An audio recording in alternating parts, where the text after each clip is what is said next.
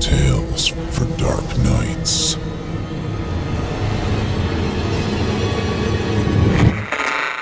Want to make sure you never miss a Chilling Tales for Dark Nights video again? Be sure to subscribe and hit that bell to turn on notifications.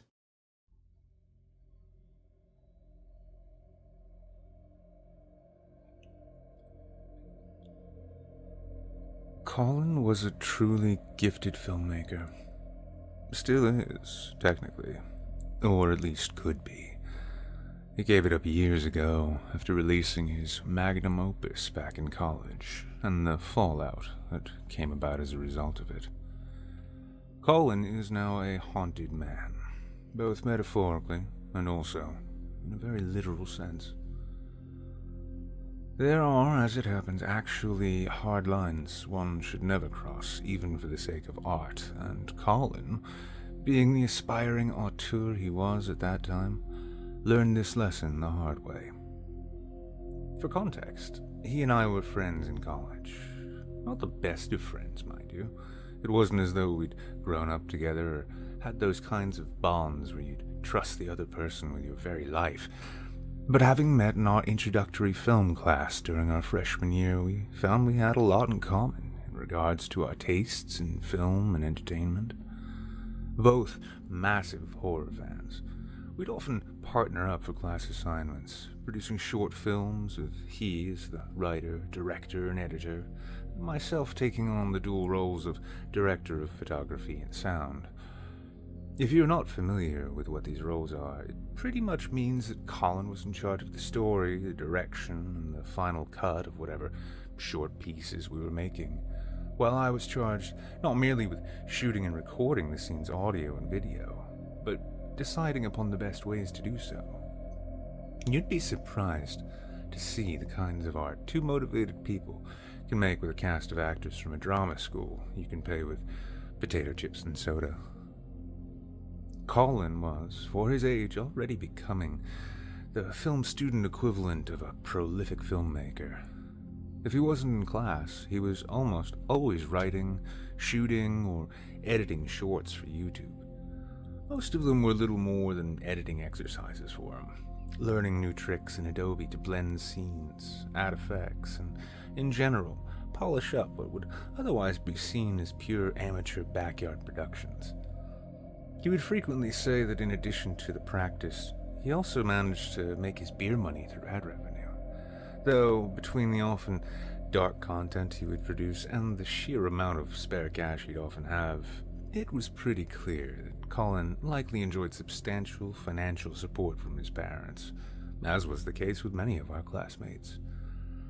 When we weren't making films or in class, typically we'd be off smoking weed, tipping back a few beers, and binge-watching creepypasta and horror content online.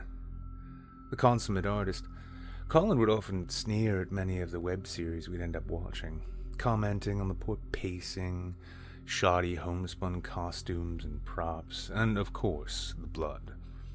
Colin despised the standard mix of corn syrup, costume store fake blood, or should the backyard slasher flick be of the truly cheap variety, ketchup, that one often finds in such films. This isn't to say he didn't enjoy or appreciate them, but all too often, especially with a series or video he deemed as being poorly or lazily made, would go semi-viral throughout the creepypasta and horror communities, I'd notice a sort of angst wash over him. It was strange, but as Colin's stated and desired career path was first to create popular content online before then moving on to becoming the next Sam Raimi or Guillermo del Toro, he'd often lament about how modern audiences have such low expectations, and how both they and the filmmakers of the world ought to strive for better. As our freshman year gave way to our sophomore year, and then subsequently junior and senior years, with both of us approaching our bachelor's degrees, a final project was announced, with an on-campus film fest to be set up to screen the students' submissions. We had become roommates, taking an apartment off campus, which allowed us greater space to both live and work. Colin was consummately private most of the time, seldom letting anyone into his room, lest they see his incomplete creations or storyboards. Colin and I were both very excited for the project, as we had collaborated over our last year on a feature-length script we were both absolutely sure would completely revolutionize short films in the horror genre. One we were certain would put us up there with the Marble Hornets and Kane Pixels of YouTube fame. May even land a Nightmind recommendation, I thought, to which Colin simply replied, "It's inevitable." Our script was, now that I reflect on it, not quite as original as Colin may have liked to have imagined it being.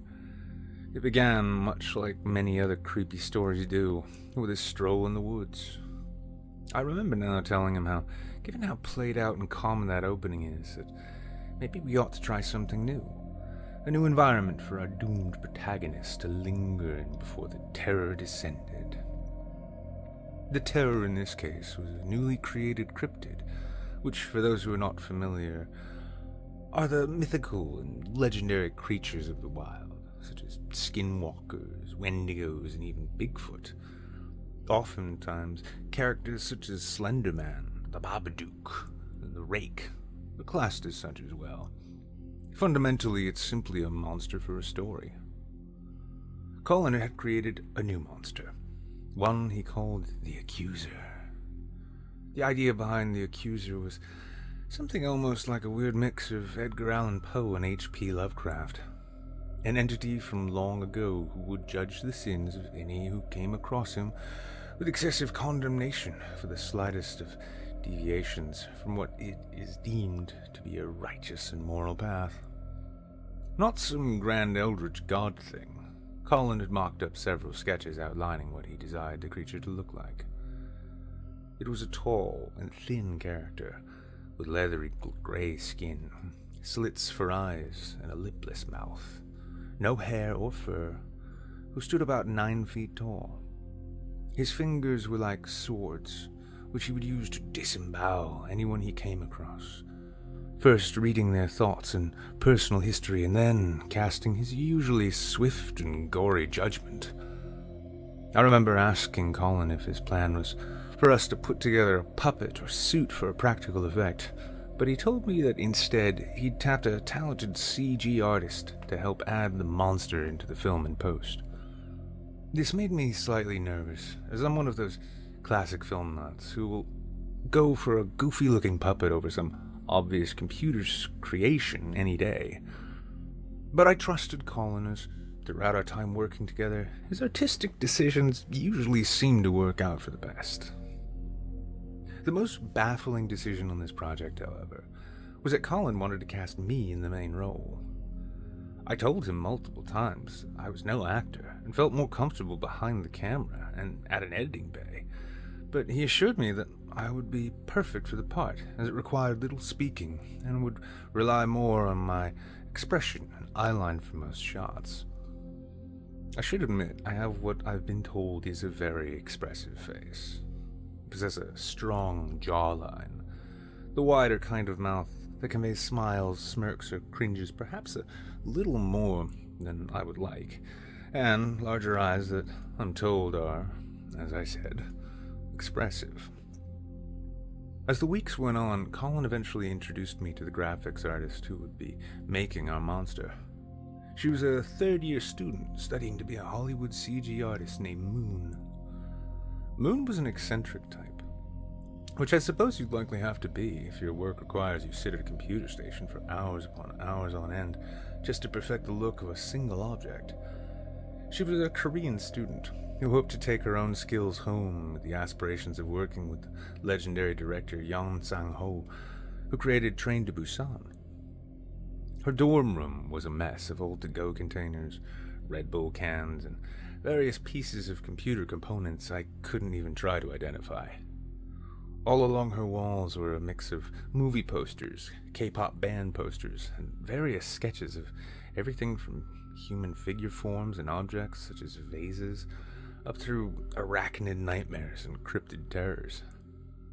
She was truly quite talented, both on paper and on screen. As Colin casually introduced us, I found her warm and friendly, almost oddly excited to have living visitors in her room, as it was clear, for reasons I'm tempted to chalk up to the mess, she lived alone in that room. As the three of us chatted, the topic quickly came to our monster, and no sooner had the accuser been brought up than did Moon nearly leap out of her seat to rush to her computer so as to show us what she had made. The creature was unsettling to look at, to say the least. Not merely because of the expressionless gray face with its horizontal slits for eyes and a mouth, nor for its looming, imposing presence. There was something odd about it, something disturbingly familiar.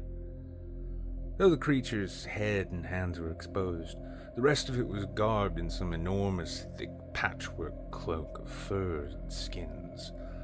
It looked as though it had simply made the clothing from the various victims and wild beasts. Upon remarking upon that, Colin informed me that such was exactly what it was. The accuser, upon finding some living thing which it sinned, in its eyes at least, would be themselves killed and skinned, having their flesh or fur added to the grand cloak. This, he explained, showed how his monster saw no difference between man and beast when it came to its version of moral behavior, and would gut and skin wildlife that had crossed its path just as it would humans. I began seeing the creepiness to the mindless, judgmental nature to this character, and rather enjoyed the first chill that ran down my spine while considering it. The second chill, however, came when I looked again at the third rendered eye slits and visage of the creature. There was still something unnervingly familiar about its appearance, though in the end I chalked this up to the nature of character design, as especially with monsters of the like, it's often best to hint at the familiar so as to drive the proximity of your scares closer to home. Moon was, and I can't help myself but saying it in such a punny manner, over the moon with her own design, and Colin was exceptionally pleased as well. I found the unsettling appearance to it honestly ideal for what we were going for, and as co-producer, I agreed with Colin and said the accuser would make a perfect monster villain for our project. Things were well underway. Before long, it came time to begin shooting. Most of this would be done in the woods, as it was the deep nature stalker angle we were going for. The story was to be of a young man of just about my age, who, while out for a stroll in the woods, is accosted by the accuser and made to answer for what the monster regarded as his sins. The majority of our early shoots ended up as inserts from my character as he strolled through the forest. I must admit, it was rather weird being on that side of the camera and seeing Colin call action and then begin shooting on his own. There were a few times I recall that I wanted to correct him, either on his camera placement, his use of white balance, or how to track a panning shot correctly, but he assured me at every step that what we were getting was pure gold. Having seen the film since, for what it is, I can't altogether argue with him. For about 2 weeks, we trudged around the forest near our college campus, picking up shots of me merely walking through the woods and occasionally close-up shots meant to resemble my character, looking suspiciously about him. It was on the 10th or so day of shooting that an eerie feeling began creeping over me as we delved deeper and deeper into those woods. Not merely the sense that I was being watched, there was a tension in the air. It felt as though there was a trap about to be sprung on me at any moment. I wrote this off initially as just the fact that there was a camera recording my every move after Colin called action, and wrote the tension off as merely me wanting to ensure I gave the best performance I could, given what we were doing. We had been making quick work of the project, at least in those early shots where I didn't have to speak or interact with anything but nature. But it was a day or two after that first uneasy sense I got that things got a bit stranger. To begin with, when we'd film, I'd often thought I'd heard rustling in nearby bushes or just off whatever trail we might be filming on. At first, I dismissed these as local wildlife like squirrels or raccoons. But as these rustling sounds grew closer each day we filmed, it became apparent to me that whatever was making those sounds was considerably larger than your average forest rodent. I initially dismissed these as normal forest sounds, but by the last day of insert shots, I was honestly convinced and openly scared that something was following us through the woods. Colin encouragingly dismissed these notions, saying I was merely getting well and full into character, and that everything we were recording, my own honest fear included, was pure magic in terms of our production. This gave me a boost of confidence, not only to return to the forest for more filming, but also in my own right as a newly fledged actor. It was for this reason that when Colin announced we would be putting the production on hiatus during our upcoming break, that I was somewhat let down and dismayed that I wouldn't be able to tap right back into that same energy. During break, while I'd planned on sticking around on campus to keep working on the project, I was invited home by my parents to New England. Though I enjoyed the warm weather of the South, there was a part of me that missed the snowy northeastern winters, just enough to give it a few days back home, before remembering why I left in the first place. So with the project on a break, I boarded a plane for Boston and returned home to Salem. Not that Salem, mind you, but Salem, New Hampshire. Throughout my flight, I couldn't stop thinking about the film. The monster Colin had created was so strangely and uncomfortably familiar.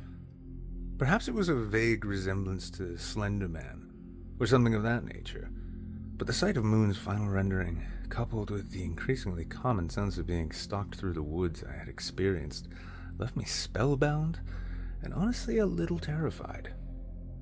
This was undoubtedly going to be a great film. These thoughts dissolved in my mind as I was finally picked up at the terminal by my dad. He'd pulled up in the same maroon Jeep Grand Cherokee he'd been driving for over a decade, and helping me toss my bags through the back hatch, welcomed me home in a manner making it clear that he was happy to have me back. You must realize, I grew up in a home with 3 little sisters, so I'm sure my father was happy to have a man back in the house as a means of escape from the overwhelming femininity of the house. Ironically, though the old man shoved a scotch in my hand, beaming about his grown son and how nice it was to have me home, growing up my sisters were all unapologetically daddy's girls, and I, inversely, had always been a mama's boy. Regardless, the old man and I sat and he asked about my plans. I told him my hopes were either to find a position doing cinematography for companies like Netflix or HBO, or to fall in with a talented filmmaker and form a production company of our own. From there, I began to regale him with stories from Colin and I's filmmaking adventures. We had done a lot of guerrilla-style stuff in the past, filming in places where we had just enough time for 2 or 3 takes before security or police would roust us from whatever public spaces we were shooting in and tell us we needed a permit. Though never getting in actual trouble, the experiences felt like daring adventures at the time, and were retold as silly stories afterwards, the close calls always getting closer with each retelling. He laughed at this and poured me another scotch. It was on the second day home that my internal alarm bells went off again. Much like in the woods, when that sense that I was being watched and even stalked were present, it was while standing at the back sliding glass door to the house with a cup of piping hot coffee in my hands, staring out over our backyard and into the tree line which lay beyond it, that I felt that same pang of discomfort. I felt as though there were eyes in the woods, watching me and waiting for me, not merely in that general sense of being watched, but that I was again being stalked. But I had flown over 1,000 miles, far from the forest that whatever may or may not have been watching me while we filmed before could be. Chalking it up to an unintentional bout of method acting, the feeling soon subsided and I resumed my normal life as a visitor in my own childhood home. My mother insisted I clearly wasn't eating enough.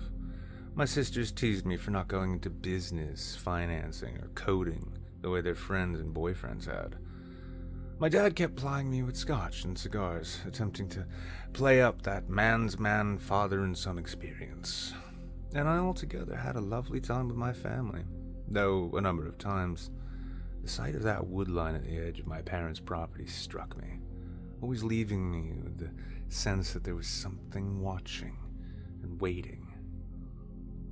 These hiccups in my general comfort aside, though, the break turned out fine, and soon I was back on a plane southbound to return to my school. When I got back, Colin hadn't returned, at least not right away. It was a full 2 days, full of missed classes and meetings, until he resurfaced. He spilled into our apartment a disheveled mess. His hair was unkempt and messy. He reeked of unwashed body odor and highway sweat. His first move was to strip nearly naked as soon as he approached the bathroom and run a hot shower for nearly 40 minutes. He didn't even greet me beyond anything more than a grunt as he crossed the threshold of our front door until he'd gotten out of the shower, changed into some clean clothes, and took a seat beside me on the sofa while I watched a breakdown of a wonderfully bizarre series called Post Content on YouTube. As he settled in and passed me a cold beer from the fridge before opening his own, he transfixed on the video playing on our mutually owned LED TV. He said. Nice and minimalist. I was surprised to hear him offer praise to the series. Halfway through, I'd found myself both genuinely engaged with the strange and twisting story, but also, as a filmmaker, confused by the use of what were obviously papier-mâché props. It wasn't like Colin to overlook something so obvious or glaringly cheap. I bet there's a purpose to that, he said after swallowing a curiously long pull on his beer. To what? I replied, honestly surprised at how readily he was willing to forgive such an obviously homemade prop. To the whole thing. The edits are too good for him not to know. That's gonna play a part, he replied, watching the scene as what is clearly a person in a covering and wearing an honestly creepy papier-mâché mask stalked down a hallway. I gave a moment of thought to this and decided he was right. Turning then onto the topic of his odd delay in returning to school, I asked him what had made him 2 days late in returning to campus. He told me he had planned on flying back, but that his flight was delayed and then cancelled, leaving him with the option of finally driving his own personal vehicle back from New Mexico. He had been procrastinating on driving out, stating that on and around campus he didn't really need a car and wanted to avoid the hassle of keeping one. The trip had taken its toll on him, he told me, and that he would need at least a single day of rest before he was ready to get back to production. In no real rush to dash back out into the forest myself, I agreed. While we hung out the following evening, I mentioned to him the creeped out feeling I got while I was home during break. His attention was immediately piqued. Really? Just from looking out at the woods? He asked, pausing the video he'd been watching. Yeah, I replied. It was this really weird, ominous sense I got from the tree line, like I was being watched. Which is really weird, because, well, I grew up there. I know every inch of those woods. And you didn't see anything to set that off? He asked, clearly excited at the notion. No, nothing, I said. Probably just me getting spun out from jet lag and too many creepypastas. Colin's face split into a smirk. Or maybe it's the accuser, he joked. Great. I get to be disemboweled because I didn't hold the door for my aunt once when I was 10, I replied, and the two of us had a bit of a laugh. The next day, we resumed production. Throughout the week, most of our time was spent with more inserts, establishing shots of the forest, walking handhelds along the trails for that grittier human feel, and a number of shots just peeking through foliage, usually at me, or should I say, my character. Between shoots, while I would work out the sound design, Colin would often meet with Moon to finish working up the design for the accuser. Everything was coming together beautifully, and soon the day came for the last shot of the film. It was the inevitable attack sequence where our hero falls victim to the big bad monster. We had scheduled this as it was, for all intents and purposes, the most complicated shot in the film. Colin had kept the technical specifics to himself, but between all the other work I had on my own plate, I opted to simply trust in his cinematic instincts. Thus, there we were, back out in the forest once again, just he, myself, and the camera. Initially, once we'd reached the spot we were filming in, I freaked out slightly upon realizing we didn't have any of our standard audio equipment. There was no boom, no shotgun mic, no lavaliers, only the less than optimal built-in microphone on the camera itself.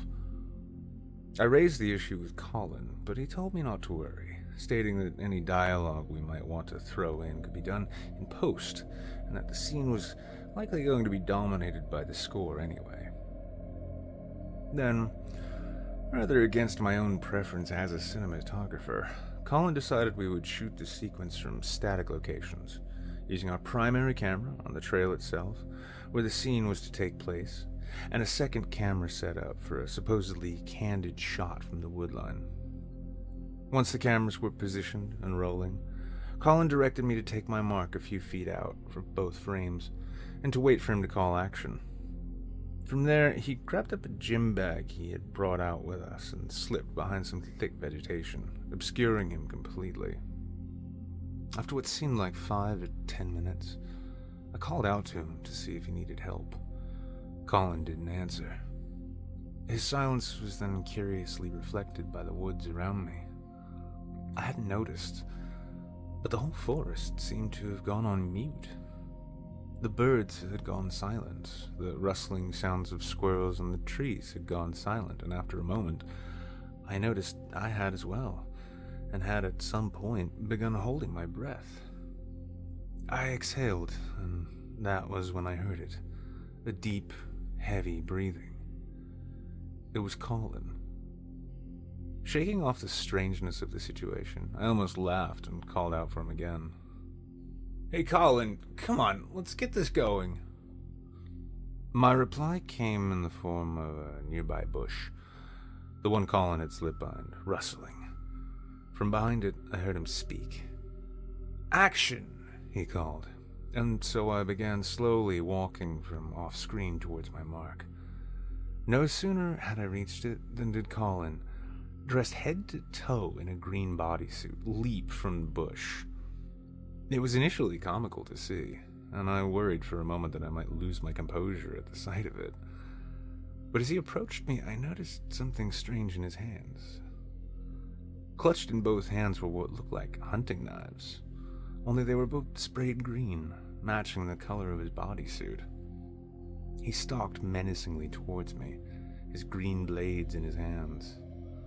None of this was outlined in our shot list, and though I knew he had planned for some kind of practical real-world placeholder for what would end up being a massive CGI monster, neither the bodysuit nor the apparent blades he brandished were part of that plan. Assuming then that this was merely some stunt to help me get more into character, I allowed the slight shock and confusion to roll through me, attaching it to the sense of dreadful terror that I'd practiced for the scene. I likewise assumed the blades in his hands were prop knives, held for scale for when the final rendering was put in place. But what is it they say happens when you assume again? Oh, that's right. You make an ass of you and me. Colin, from his estranged and contorted stalking pose, leapt at me, slashing wildly at my midsection with the knife in his right hand. The green steel blade sliced cleanly through my jacket, shirt, and deep into my abdomen. It all happened so fast that no sooner had I felt the slash than did Colin quickly stab the blade in his left hand deep into my shoulder. I cried out in agony, my head tilting back as though I was screaming to the heavens. Though it would have not made much difference, this was a mistake, as Colin immediately slashed again, opening my throat, sending my warm red blood spraying into the air. It all went dark after that. From there, Colin proceeded to further mutilate my body, stopping only after realizing the spray of my red blood on his green suit would make for post-production problems. Flicking my blood off of his knives, he stood over me and removed the cowl of his costume. His expression was neither that of a crazed psychopath, nor anyone who felt an ounce of remorse. He looked simply neutral. After a moment, he spoke to my remains, saying only, "Sorry about that. This is how legends are made," before turning to shut off the cameras, pack up the gear, and then drag my mangled body to a hole he had dug just off the trail. Looking back, he had always insisted that the remote location he had selected for the scene was to avoid hikers interrupting our shoot. But it's clear now he had an entirely different motivation. It would turn out that the unnerving feeling I had gotten as to being watched wasn't my imagination. He had been sizing me and the location up upon each shoot. To drive it further, it also turned out that he hadn't gone to see family in New Mexico over the break, but had trailed me back to my parents' house so as to stalk me further, spying on me from the backwoods. Once he had finished on the trail and lazily kicked away or buried whatever evidence he could find, my body included, Colin made his way with the footage and equipment back to our place. For the next 3 days, Colin, without sleeping or even eating, worked on editing his film, complete with my murder. Whenever anyone would come knocking, he'd simply bark at them, telling them we were working. Taking Moon's CG model, he replaced himself in the footage, and upon rendering his final cut, marveled at how remarkably realistic my very real murder looked on film. He debuted it at the campus film festival, and initially received high praise for the ultra-realistic gore and original monster he had created. But it didn't take long for our professor and some of our mutual friends to begin asking where I was. That very evening, Colin was detained by police after suspicions that the whole audience had been subjected to a possible snuff film led to a report. Though guilty as sin and facing anything from life in prison to the death penalty, Colin remained completely calm and continued relishing in the positive reviews he had received earlier in the day. Police immediately dispatched search teams to the areas we had filmed in, and soon my remains were discovered. Colin was promptly arrested for my murder, and after being deemed mentally fit to stand trial, was convicted and sentenced to life in prison. He remains there to this day. Now, how do I know, since everything went dark? Well, as it turns out, there is an afterlife. However, I am not in it. I remain with my friend, the auteur, lingering in his mind and stalking his thoughts. Each night, I bring him fresh nightmares. Sometimes it will be my desiccated and withered corpse stalking him through the locked halls of the prison. Other times, some grotesque cryptid or other form of monster will do the same. Every time he dreams of this, and in every dream he's not fast enough to escape. Normally, you can't feel pain in dreams the way you do in the waking world, but as it turns out, you can. Colin learns this nightly as his flesh is torn from bone, his eyes gouged from his skull, and, well, I've been getting more creative as the years have gone on. You may wonder, though, what about his waking life? During his days, whatever form of fresh hell I've devised for him will be there. Sometimes in the corner of the room, sometimes right behind him, talking to him over his shoulder, excitedly priming him for the hellish delights that await him when he inevitably falls asleep. He had tried to simply staying up, but unfortunately for him, when he inevitably fell asleep, the strain of his self-imposed insomnia worsened his nightmares. And perhaps I may have helped a bit with that myself. These days, my old friend is himself a withered husk of a man. Lucky, I suppose, to still be alive, if you can call it that. But here I'll stay with him, right up until the end. I am now his accuser, the monster of his dreams. And he has indeed been a very bad boy. Oh, and his film? It was leaked online and is rather popular within the sorts of circles that like such things. But if I were you, I wouldn't look it up.